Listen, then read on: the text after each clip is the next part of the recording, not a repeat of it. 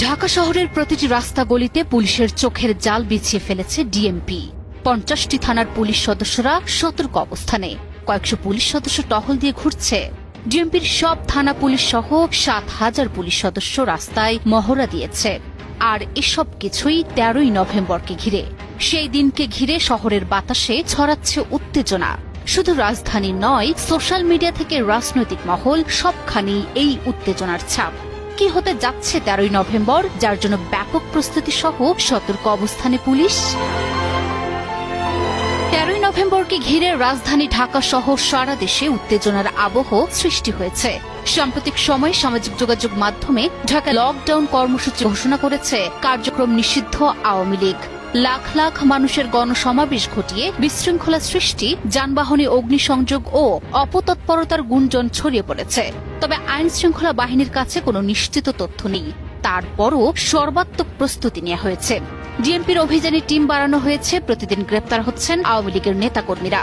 পুলিশের পাশাপাশি RAB, BGB, সেনাবাহিনী ও অন্যান্য রাজনৈতিক দলও মাঠে থাকবে।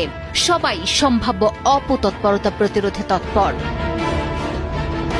এখন প্রশ্ন জাগতেই পারে, কেন 13ই নভেম্বরকেই তারা বেছে নিল? আসলে আগামী 13ই নভেম্বর আন্তর্জাতিক অপরাধ ট্রাইব্যুনালে মানবতা বিরোধী অপরাধে জড়িত ক্ষমতাচ্যুত সাবেক প্রধানমন্ত্রী স্বৈরাচার শেখ হাসিনা সহ বেশ কয়েকজনের রায়ের দিন ধার্য করা হবে। তাই এই তারিখটাকেই কেন্দ্র করে রাজধানী সহ সারা দেশে উত্তেজনা বিরাজ করার চেষ্টা করছে কার্যক্রম নিষিদ্ধ আওয়ামী লীগ।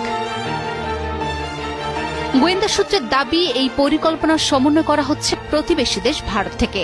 আর বাস্তবায়নে সারা দেশের আওয়ামী লীগের ক্যাডার বাহিনীকে সক্রিয় করা হয়েছে। গোয়েন্দা প্রতিবেদন সূত্রে জানা গেছে, ঢাকায় নাশকতার মূল সমন্বয়ক হিসেবে দায়িত্ব দেওয়া হয়েছে ভারতে পলাতক সাবেক স্বরাষ্ট্রমন্ত্রী আসাদুজ্জামান খান কামালকে।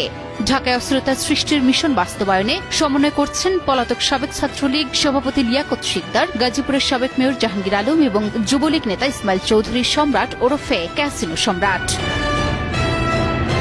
তবে শেখ হাসিনা ও সাবেক স্বরাষ্ট্রমন্ত্রী আসাদুজ্জামান খান কামাল সহ 3 জনের রায় ঘিরে প্রসিকিউশন অনিরাপদ বোধ করছে না বলে জানিয়েছেন প্রসিকিউটর গাজী MH তামিম। যে আপনারা জানেন যে সাবেক প্রধানমন্ত্রী শেখ হাসিনার মামলার রায়ের তারিখ নির্ধারণ হবে এ মাসের 13 তারিখে। তার জন্য প্রসিকিউশনের প্রস্তুতি কিছু নেই।